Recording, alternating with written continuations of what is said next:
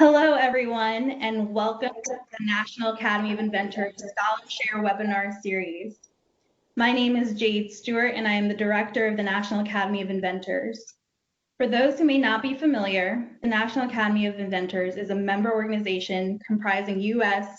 and international universities, government agencies, and nonprofit research institutes, with over 4,000 individual inventor members, fellows, and senior members spanning more than 250 institutions worldwide. The NAI was founded in 2010 to recognize and encourage inventors of patents issued from the United States Patent and Trademark Office, enhance the visibility of academic technology and innovation, encourage the disclosure of intellectual property, educate and mentor innovative students, and translate the inventions of its members to benefit society. We offer a variety of programs for our members and partners, including our most recent launch of our mentorship platform, the Global Academic Inventors Network, commonly referred to as GAIN, which connects students, researchers, and faculty from across the world. Technology and Innovation, our multidisciplinary journal, published in-house 4 times a year. And also, most recently, we launched our From Campus to Commerce video series featuring early stage innovation that takes place at our member institutions, such as the inventors of plant-based protein alternative Beyond Meat from the University of Missouri. We also offer 2 recognition and award programs, fellows and senior members. We are still accepting nominations for our senior members program and encourage you to submit an application or nominate your peers for these awards. Our organization is committed to using its platform to help minimize barriers and promote an inclusive environment for all, especially through these programs I mentioned and beyond. NAI is one of 3 inventor recognition organizations that partner with and have the full support of the USPTO. Today's fireside chat is titled Reigniting American Innovation, with Dr. Karen Berg of the University of Georgia as moderator, and distinguished guest, Director Andre Iancu, who is Director of the United States Patent and Trademark Office. Now I have the pleasure of introducing our moderator. Dr. Karen Berg is Professor and Harbor Lights Endowed Chair in the Department of Small Animal Medicine and Surgery at the University of Georgia. Prior to joining UGA, she served as Vice President for Research and Professor of Chemical Engineering at Kansas State University.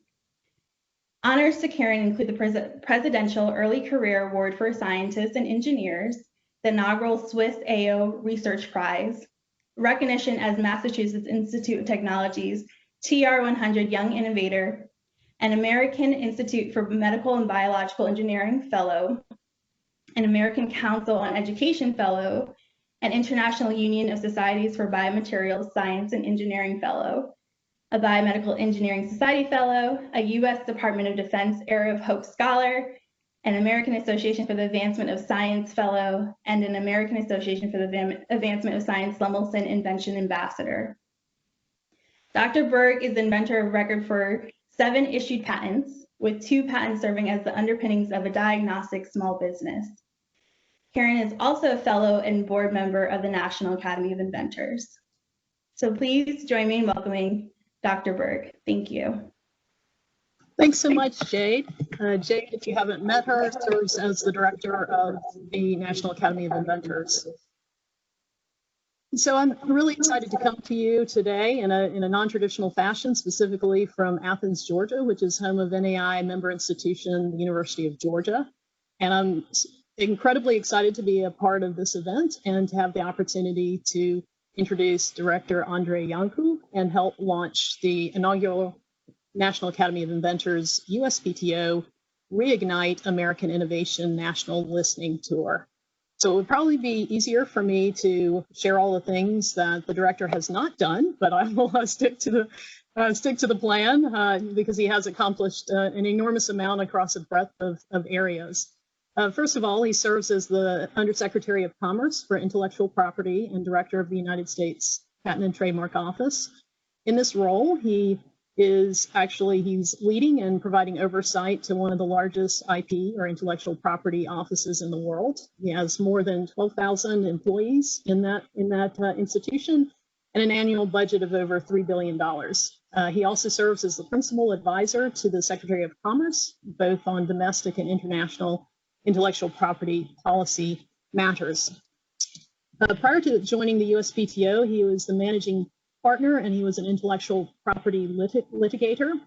He appeared in a variety of high-profile matters in front of the USPTO, the U.S. District Courts, the Court of Appeals for the Federal Circuit, and the U.S. International Trade Commission. And he's represented clients across a great spectra and breadth of technical areas. He also has the title of professor. He taught patent law at the UCLA School of Law and has written and spoken publicly on a variety of intellectual property issues. Prior to his legal career, he was an engineer at Hughes Aircraft Company. Throughout his career, he's earned many accolades. I won't list all of them because there are quite a few. Most recently, he's been the recipient of the Patent and Trademark Office Society 36th Annual Rossman Award, the Hughes Aircraft Malcolm R. Curry Innovation Award, and the Melville B. Nimmer Copyright Award. Director Iancu holds a Juris Doctor from the UCLA School of Law. He has an MS in Mechanical Engineering and a Bachelor of Science in Aerospace Engineering, both from UCLA. He was born in Bucharest, Romania, and actually has lived in the US since the age of 12. His family includes Dr. Luisa Iancu, and he has two children, Ariella and Robert. So Director Iancu, we're grateful to your family for loaning us to you for many years, and we thank you for being a great partner to the National Academy of Inventors. Well, thank you so much, Karen and Jade, for having me on this program. It's great to be with you. Really wish we could have done this in person, but given the state of the pandemic around the world, this is a pretty good alternative. Our work with NAI goes back many years now, and we're very proud of our association with the National Academy of Inventors. You guys do amazing work, not just in encouraging innovation, although you are doing that, obviously, first and foremost, but also the protection of that innovation through intellectual property. We all know that those things go hand in hand, and the fact that the Academy is so focused on both of those issues is critically important. We are working on an exhibit here at the USPTO. It's the building is unfortunately closed to the public, but most of the exhibit is already up, and I wish you would all be able to come and see it. But it definitely will be ready by the time the doors open to the public. And it's an exhibit where we will display various information about the National Academy of Inventors and its inductees and the like. So I look forward to the ability to share it all with you live at some point into the near future. Anyway, excited to be here with you, Karen, and answer any questions you and the public watching might have. Great, thanks so much. Let's dig in. So I'm going to roll back a year to October 2019. The USPTO published a report called the Success Act, or the Study of Underrepresented Classes Chasing Engineering and Science Success.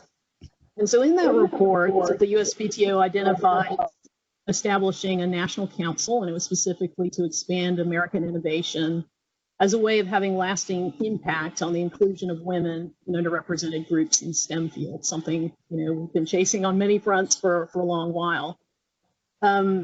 Fast forward to a year, September 14th, you successfully launched that initiative, or that national council, which I find personally quite amazing. That's something that was done in short order. Could you tell us a little bit more about the launch and also the importance of innovation and intellectual property to our economy, as well as the need to expand innovation across all demographics and geographies? I realize that's a lot in one question. Sure, I don't mind doing the whole interview in one question. That's makes it a bit easier. No, but it's really a fabulous topic to begin with our discussion, and It's something we're very proud of. Indeed, we did launch this National Council. Our inaugural meeting was a couple of weeks ago. In fact, we would have been even faster, but we did get delayed by the pandemic for a few months. We were planning to have our original meeting, inaugural meeting in person here at headquarters in Washington. But so obviously that didn't happen. So we went all virtual a couple of weeks ago. But let me step back and tell you what this is all about. You do mention the Success Act. The Success Act is an act of Congress passed by both chambers of Congress in a bipartisan manner and signed by the president. And it does several things, but one of the things it had in it was to ask the USPTO to identify data surrounding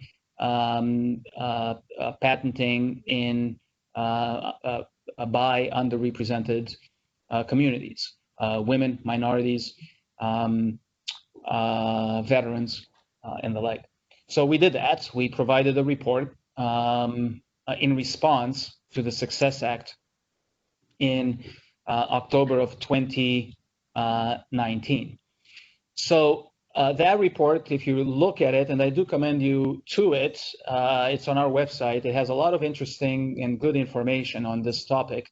And at the very end, it has a number of recommendations, both for us and for potential legislation and the like. And one of the recommendations was the establishment of a national council to help us create a national strategy to expand American innovation. And that's what this council is. Now, I'll talk in a minute about why we think it's so important to do this. But first of all, the council, let me talk about the council for a minute. Its composition, it's not a very large council by design because we want it to be a working group to actually get things done.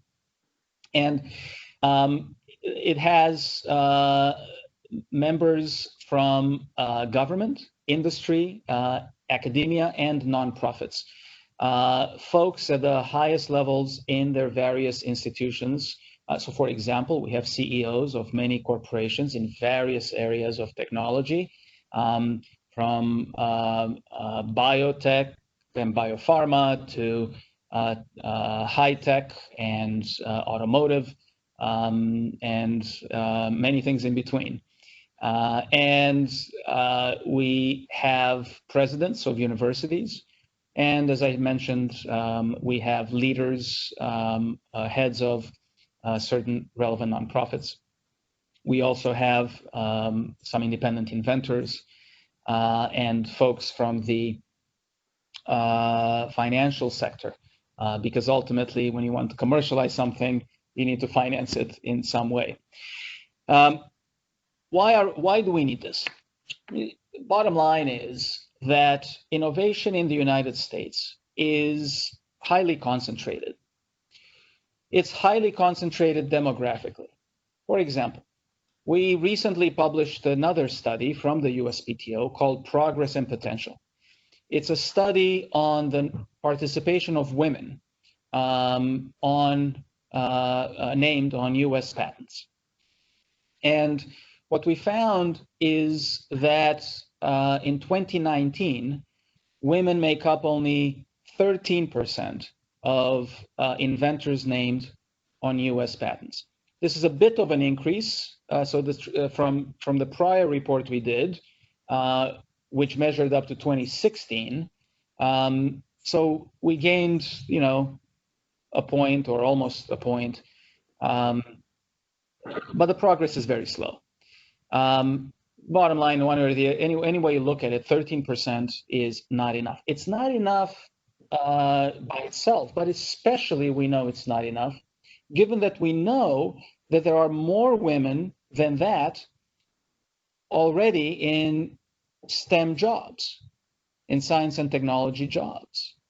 So, women make up about 50% of jobs in the United States overall. In fact, slightly more than 50%.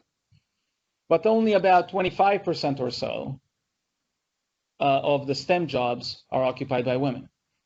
That alone is an issue that needs to be addressed at a bigger societal level.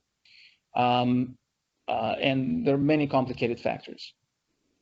But just looking at the folks who are already, they're educated and they're already in the seats, about 25% are women, still only half of that rate is named on US patents. In other words, women in these jobs are named on patents at half the rate that their male counterparts are named. And this applies across industries, across technologies. It even applies to academia across the United States. We also know that minorities are heavily underrepresented, and at the PTO we cannot measure the actual numbers on that score, but other folks have done studies, and the numbers are probably even lower than what I said for women. So that's a demographic concentration. Innovation is also highly concentrated geographically. We know at the USPTO where patents come from, where applications come from, generally speaking. And we know that they're concentrated where the obvious places are. You know, Silicon Valley is a very good example. Seattle nowadays, Boston, Philadelphia corridor, Research Triangle in North Carolina. I suspect Atlanta, where you are, Karen, is, although I don't know for a fact, but I suspect it does well on that measure. Still, there are vast swaths of the geography of the United States where folks are not involved in this ecosystem nearly at the same rate. So in my view, all that has to change. We need more Americans in this ecosystem. And there are many reasons for this. The reasons are personal to the individual. We know that folks in IP-intensive industries make approximately 50% more in wages than folks who are employed in non-IP intensive industries. We also know that those involved in innovation, inventors themselves and those surrounding them, have better career opportunities. And it's great, as you know, as an inventor, I'm sure you know, it's great personal satisfaction. So overall, it's really good for the individual in many different ways. It's really good for the companies that that employ them. We know from our studies that that companies that get patents, for example, have a much higher likelihood of success down the road, and it's multiple times as compared to companies who do not have patents. And ultimately, it's really, really good for the United States in so many different ways. Innovation can be the great equalizer and the great unifier. It is not a partisan issue. It is not an ideological issue. It is something that can uplift the standard of living for all Americans, and it is something that all Americans can get behind. And if we are to continue to be leaders and maintain our in the world and on the science and technology front, and if we are to maintain our technological edge in the face of much increased international competition, much increased competitive global economy, if we are to maintain our edge, then we need more Americans involved. We need all hands on deck. We cannot manufacture more people. Our population is generally what it is. But what we can do is increase the percentage of our people who are involved in the innovation economy. And, you know, Karen, there's a recent Harvard study that shows that if folks from these underrepresented groups that I've mentioned start coming into the innovation ecosystem at increased rates, we can up to quadruple innovation in this country. And that would be a phenomenal thing. I think it's always surprised me too that we expect to solve complex problems, but with only a fraction of the individuals that actually touch the problem. So I think we're all very excited to see a tangible plan moving forward and to find ways to connect with the USPTO through the National Council as well to actually move this to a reality. As you're thinking about, expanding your reach and, becoming inclusive and really drawing people in, I'd like to think about infrastructure. Can you give us an update on the status to modernize USPTO, for example, software and hardware, in order to facilitate more robust prior art searching, patent examination, also to reach people? I think that's something the pandemic has really shown us, that we need to be on top of technology to be able to simply to connect with people. AI, artificial intelligence, is something that we've talked about at the NAI. Are there thoughts about including AI, and where does that stand in the patent examination process? Yeah, I've been focused ever since I got here on really improving the state of the technology at the PTO in order to increase the user experience for our stakeholders and also for our examiners doing their jobs in the modern world.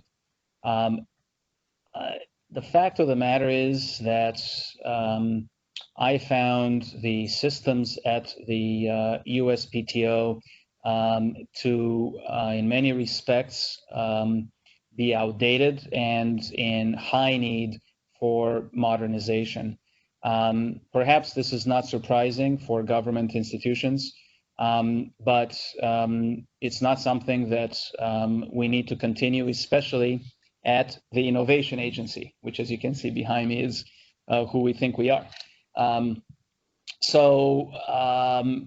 What we have done is embark on a broad-based stabilization and modernization effort. This is a very large and significant long-term project, multifaceted.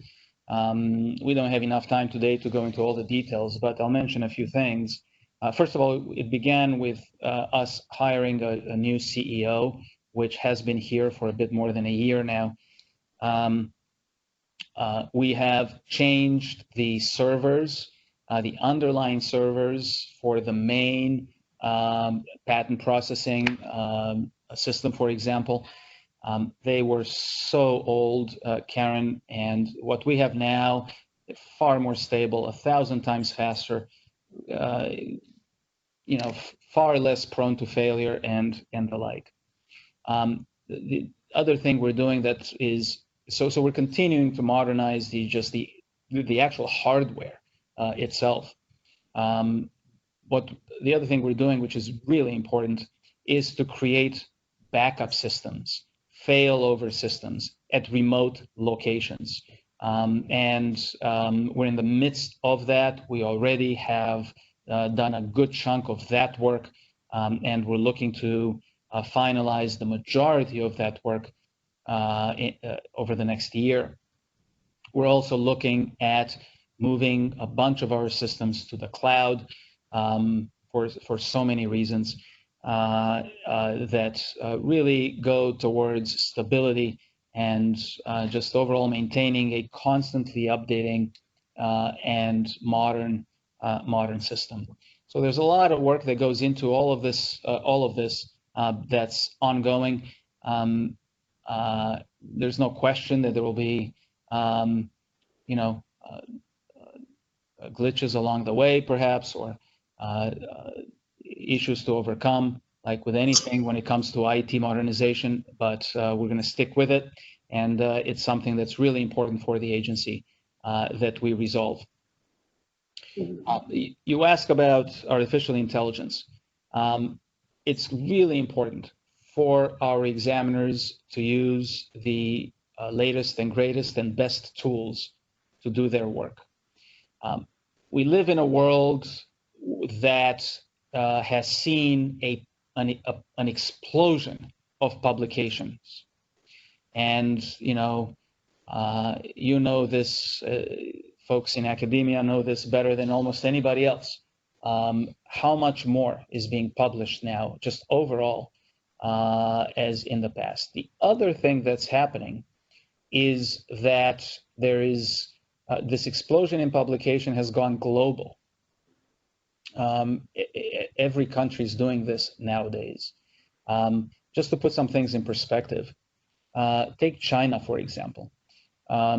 Some 10 years ago, 15 years ago, 20 years ago, when you looked at the number of Chinese patents that were being filed for or issued, it wasn't even ranking anywhere close to the top of countries obtaining patents. Right now, China's putting out, I don't know the exact numbers, but something like 1.5 million new patents every year. Just think about the publication value of all that. Each one of those becomes prior art to something else that somebody would want to patent anywhere in the world down the line. And on top of that, the universities are publishing in equal numbers or higher. And all that stuff needs to be reviewed. And finally, what's happened, and China is not the only example, Korea, Germany, on and on, huge increases in publications. So it's global. And then finally, we have an explosion in accessibility. When I was a young man, when I first came out of law school, you didn't have, these things, that you can access the entire world of publications at the push of a button. You had, you wanted to see something in a library, far away, you basically had to go there, make a special phone call to request it or something. Now everything is accessible instantaneously. So all this combination has made it very difficult to conduct thorough searches of the prior art, which is the bread and butter of what a patent and a trademark examination really is all about. So I say that in today's world or the coming years, AI machine learning tools are not going to be a nice thing to have. They are going to be a must-have tool for IP offices of our size. So we are very, very much focused on developing those tools now. And they come in many different ways. They have very different applications. And we're making quite a bit of progress on many of them. The most promising right now is with respect to classification. We get 650,000 patent applications a year. One of the first steps when we get an application is to classify it by technology area so that it gets distributed to the right examiners. And using AI tools to be able to do that automatically would be a huge improvement. Image recognition, artificial intelligence tools, quite a bit of progress there on the trademark side, but also on the patent side that needs image recognition. Ultimately, the holy grail is text-to-text searching and using AI tools to find relevant prior art, or at least something within the realm.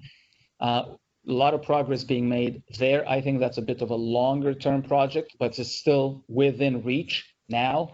So we're working on that. We're working on all these things both internally, but we also are working with vendors out there as well. About a year ago, we put out a request for information on this. A bunch of universities sent in comments as well as lots of industry participants. So very excited about what's about to come down the pike on this one. Yeah, certainly so. And a brief digression, I'd like to thank you for using a when I was a young man analogy. To think that oftentimes we take things for granted, and I find myself describing to budding entrepreneurs the things that existed then versus now, and I sort of cringe when I do it. So I'm appreciative that you in your position choose to do that as well. Yeah. I think you've already mentioned. I want to move to threats, and you've mentioned some redundancy, not having redundancy in systems, not having search tools that are capable of keeping up with the volume of patent publications. Really, I want to ask. Obviously, a strong patent system is critical to U.S. innovation and global competitiveness, as you've mentioned. Particularly the protections, as we're talking about academic institutions, particularly the protection of discoveries made at those institutions. What do you think are the greatest threats to maintaining a robust patent system? Well, there's several aspects to this. First of all, any patent system, indeed any IP system, requires careful balance. A country cannot run multiple patent systems in parallel. By definition, you're going to have one patent system, and it needs to apply equally and fairly to the innovators and the implementers, to the big companies, small companies, individual inventors, whoever it might be. And it needs to apply to various technology areas. Biotech, high tech, everything in between, and it needs to apply equally to technologies down the line that we can't even think about today. The issue is, from all that, is that there's always a push and a pull on the patent system. And again, I use the patent system as an example, but all this applies equally in slightly different ways in the other areas of IP. Copyright, for example, trademarks and the like. But there's always this push and pull. There's always this pull about, maybe less IP protection, would more free access, open access would allow for more use, more creative innovation and the like. Others make the opposite argument, that you need very solid IP protections at all times. So always this tug of war. And what's really important is to have the proper balance. So one of the main concerns that I have is not to allow our IP systems to be pulled too far in one direction or another, because then it really destabilizes the system. If you have no IP protection in some areas, then you have a very significant concern that you might not get enough investment and innovation in that particular area. If you have too much protection, then maybe you don't have enough access to a particular area of technology by those who need to use it.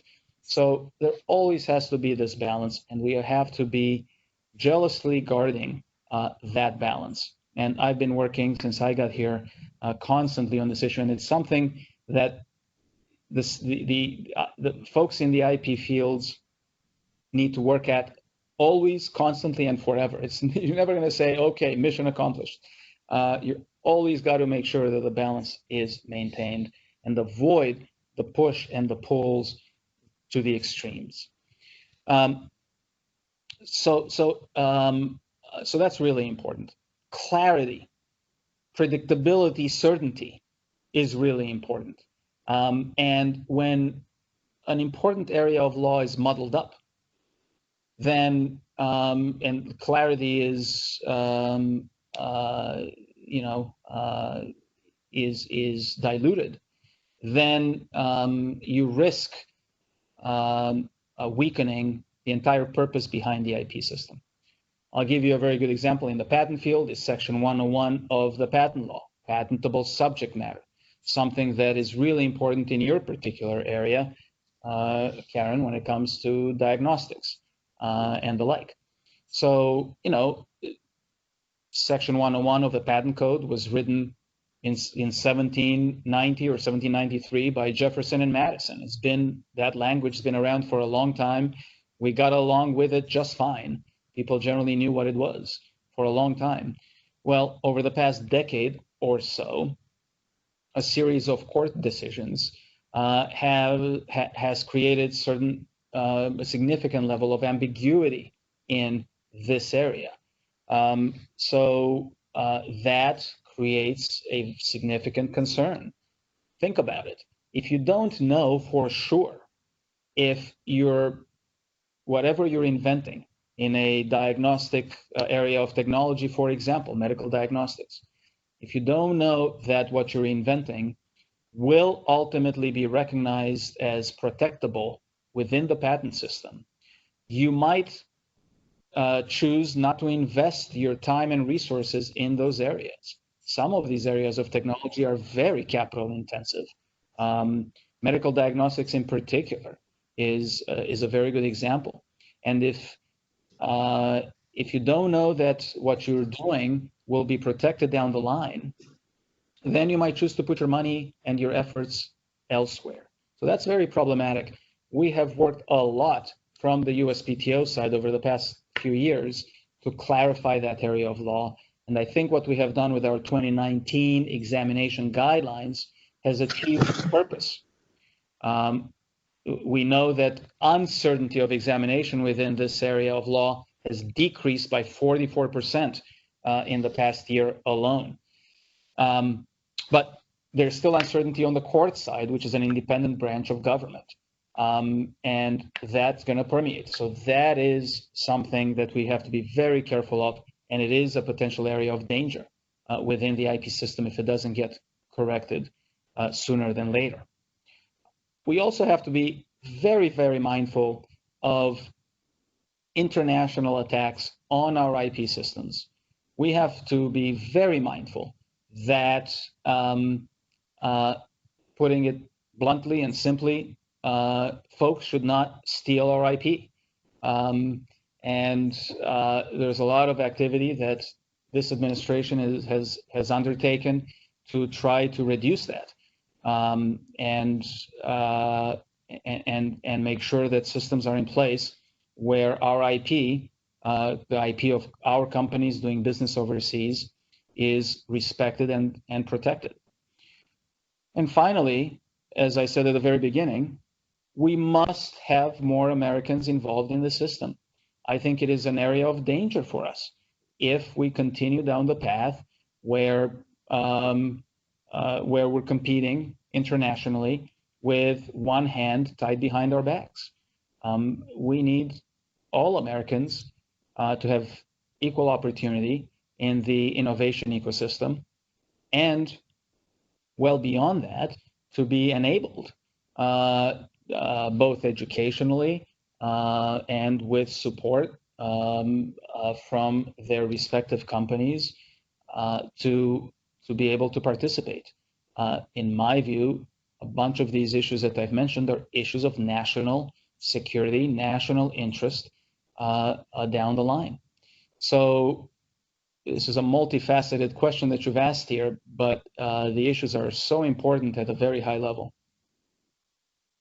So let me hone in on one of the facets, and that is, you mentioned the area of diagnostics and some clarification that's occurred over the years. Is there a method, and I'm thinking specifically, for example, the 2012 case with Mayo and Prometheus, which might have been, I think is aligned with what you were describing, where the Supreme Court made a ruling, and it was very controversial because there was certainly intellectual property that was trapped in that, where people thought they had tied up the intellectual property, but in fact the ruling suggested they had not, that it would undo it. Does the USPTO have an approach toward protecting or helping those types of intellectual properties that are trapped, while the debate is ongoing? Well, look, the fact is we cannot change the law. In our system of government, Congress passes the laws, the courts interpret them, we get here in the administration to apply them. The problem with Congress passing laws in this area is that they haven't passed a law in this area since Jefferson and Madison.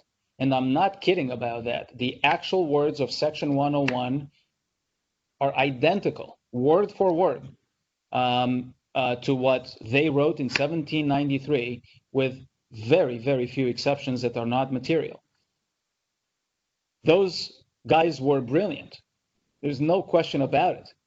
But they still, in 1793, did not anticipate things like DNA analysis, DNA synthesis, or video conferencing over the internet. So technology has changed a little bit, yet there's been zero legislation since the founding of the Republic in this critical area of law. So that hasn't happened. The courts, in the meantime, have, because they've had to keep up with, to some extent, with this area of technology. But the problem with the courts trying to address this is that they do it one case at a time. It's very specifically focused on the particular facts of that case. And sometimes their decisions then get misinterpreted and misapplied or applied in a confusing way down the line by other courts, compounding, therefore, the problem. So then it's left up to the administration to try to synthesize all this, distill all this, and then administer it, apply it. So whatever we do from here cannot change the statute. Neither can we change how the courts have interpreted the statute over the past 200 some years. So what we have done is to take all those cases within the context of the statute and synthesize them in a way that we think is analytically sound and very easy to understand and follow. It makes a lot of sense, and it gives clarity to the applicants, to their attorneys, and to our examiners. And as I said, it's been very successful. Having said all that, we cannot change the fact that since the Mayo case that you've mentioned, almost 10 years ago, the lower courts, the Court of Appeals for the Federal Circuit, has not found a single diagnostic patent that came before it as being patent eligible under Section 101. Not one. Okay, so now that's the issue in the courts. So that doesn't mean that they are not, that certain diagnostics are not eligible, but just the ones that have been before them have not been found to be eligible. And most recently, at least one of the judges have said that their precedent has created an almost de facto rule that those types of patents are not eligible.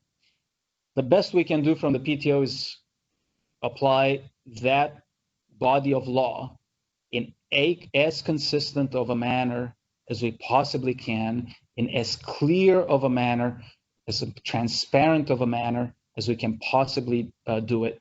And that's what we have done with this guidance.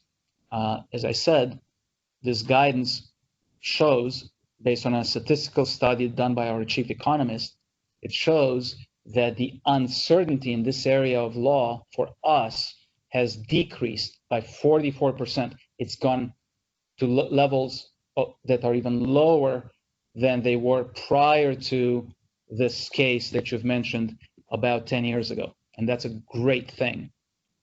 In the end, I'm hopeful that the courts will fix the issue. And if they don't, then the only other option will be legislation. But as we all know, that's difficult to come by. Certainly so. I'm going to switch gears. We're talking about inclusivity. We're talking about drawing more people in across a greater breadth and greater distribution. Certainly, the NAI and the USPTO have forged some wonderful partnerships, and we hope to forge even more. How do you feel that academic institutions can better educate and inform students, both at the undergraduate and the graduate level, as to the role and the importance of intellectual property, and how can our two organizations work together to do so? Universities play a critical role. That's why I thought it's really important that for our National Council, for example, we have both industry and academia represented, in addition, of course, to government. Several things. First of all, I think it's really important, obviously, for the universities in the first instance to be very active in a broad-based effort with respect to STEM education. We need, in the first instance, more kids interested in science and engineering, a more diverse group of kids interested in science and engineering from the get-go, frankly, well before university. By the time they come to you guys, it's probably too late. It's self-selected, it's built in. But I know a lot of universities work with local schools, and they do a lot of work with elementary education. And, that's in the first instance, science and technology and engineering education across the board.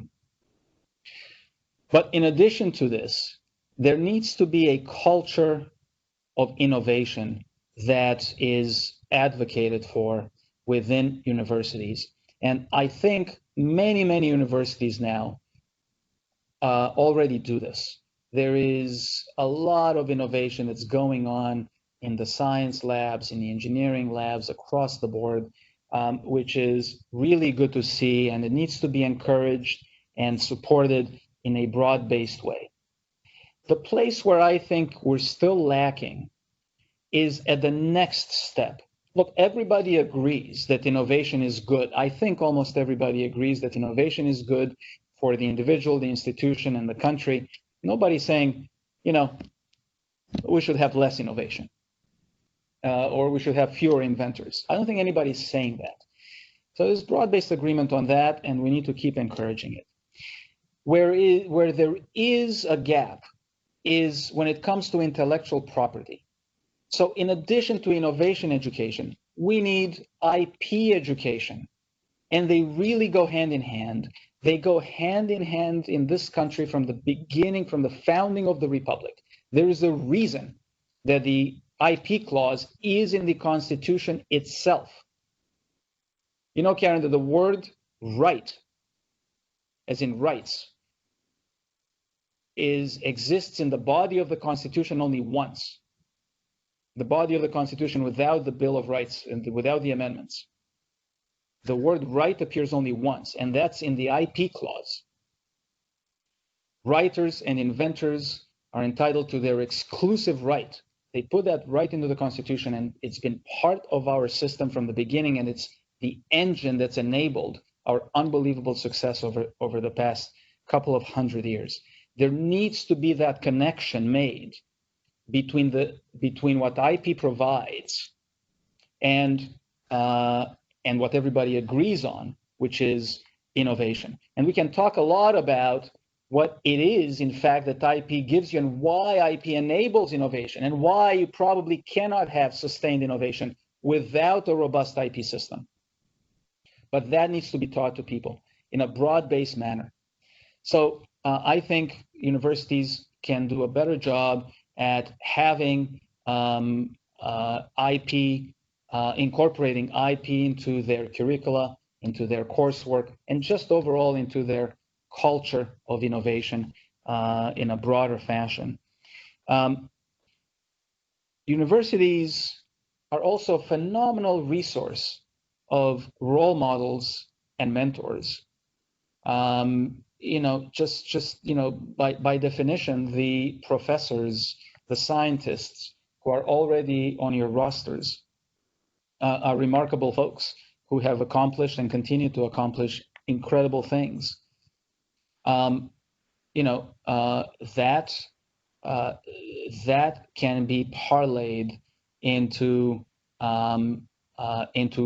a broad-based outreach across the communities of the United States.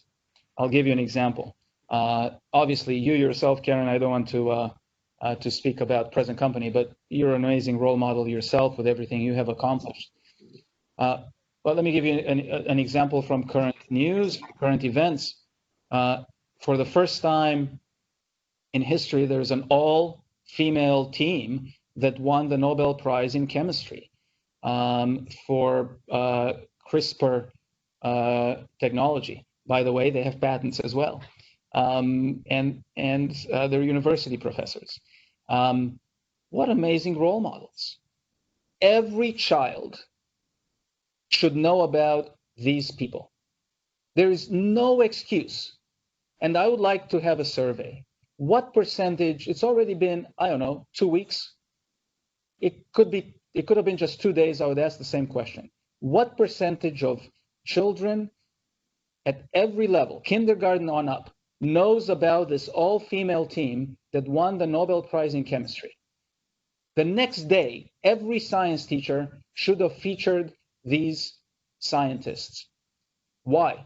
So that girls and kids across the United States can look up to them and see themselves in them and say to themselves, gee, that's pretty cool, and I too can be like them.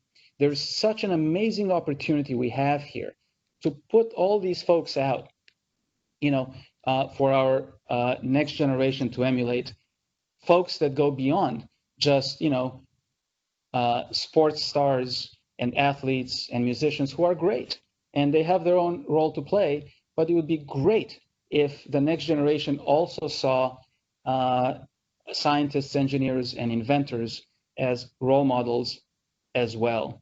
So universities are an unbelievable resource for this. I already know NAI in particular does huge amounts of work in this area, and I commend you for that. But if you ask what role universities play, to me, that's one of the most important things. And NAI does an amazing thing because it has brought all these things together.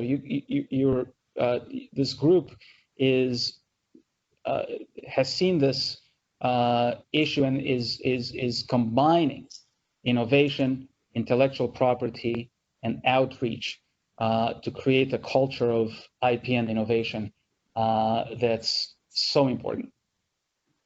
So I should highlight that one of the Nobel laureates that you mentioned, Jennifer Doudna, is a fellow of the NAI. So we could not be more excited. We're also excited that the USPTO, for those of you who are participating in this webinar, has a series of inventor cards, so similar to baseball cards, that highlight inventors, which is a wonderful way to start, making those individuals become household known. Also, you'd mentioned, developing a culture of innovation, and certainly I hope the chapters in the National Academies of Inventors that are located at the individual institutions are helping to do that, certainly in concert with the USPTO. So we're certainly attempting to make some impact in that direction. So I think to wrap up, I'd really like to ask you, because this event is the launch of your listening tour, and so I'd love it if you would share with everybody your thoughts on what that listening tour entails and why you felt it was so important to have such a tour. Well, I am, thanks for asking. I am planning to speak with a lot of universities, and whether it's undergrads who are interested in innovation and IP, or law students, whatever it might be. But look, it's part of everything we've been discussing, part of this concept of broadening the innovation ecosystem. And it's got to be across the country. And we can do our small part from here. We can provide a platform, a microphone for the issue to be highlighted, all these issues to be highlighted and amplified. But ultimately, it's up to individuals at the local levels across the United States to come up with ideas, to figure out what's needed, and then suggest solutions. Look, the way I think about innovation is on a timeline. If you think about a human being's timeline from birth all the way to patenting and commercializing, there's a timeline. you have to first and foremost be exposed to, the underlying issues, science, technology, engineering, and the like, and you have to develop an interest in it, and you have to receive the appropriate training. Then you have to be employed in the appropriate jobs. Once in those jobs, you have to be exposed and be allowed to have the freedom of creativity and be exposed and enabled with equal opportunities to protect whatever you've come up with. And then you have to be able to commercialize those inventions, have access to capital, and ultimately bring those ideas to market. We need to look at where along this timeline we come up short. If we want more women inventors, for example, where do we lose them along this timeline? And then be very specific.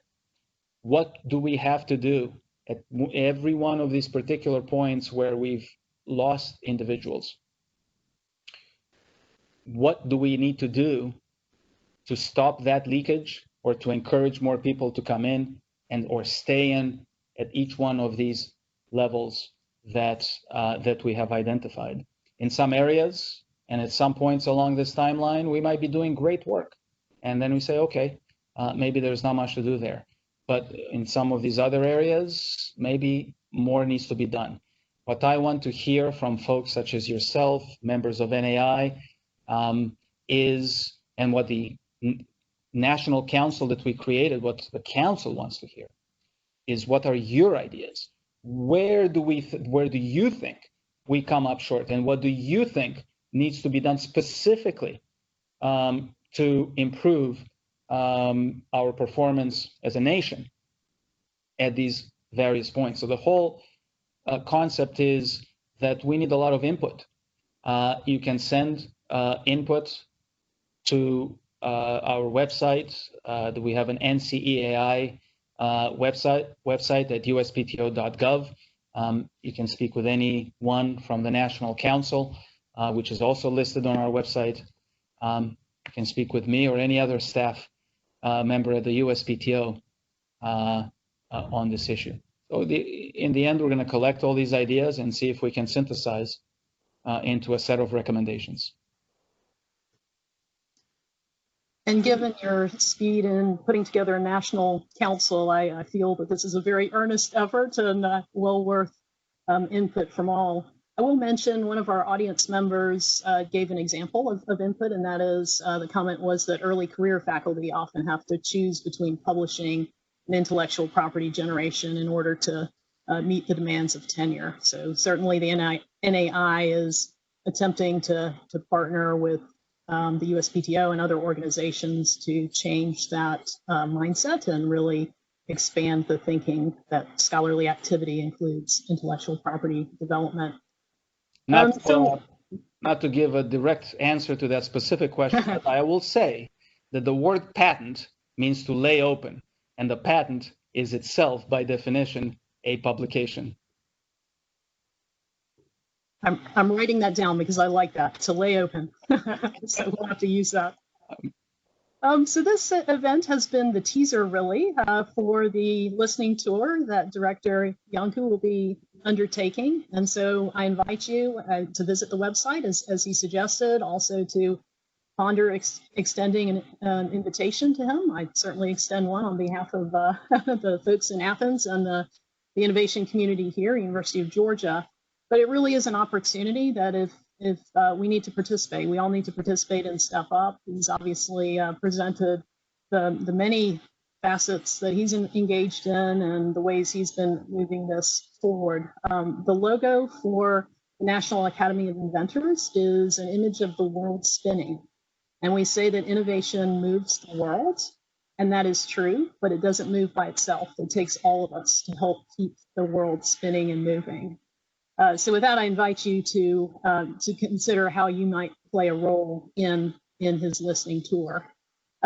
Director Iancu, we're extremely grateful for your time and for your continued partnership with the National Academy of Inventors and for your efforts going forward. And we're certainly here to help, assist, and lead in any way that we can that's possible. I would like to extend a thanks to the USPTO IT team who are behind the scenes, who helped make this happen, also to the NAI staff, Jade and team, for collaboratively helping us put this together. So, Director, my sincere thanks to you. Thank you, Karen. Thank you, Jade. Thanks for having me. It's been an honor. Everyone have a very good afternoon, and thank you for joining us.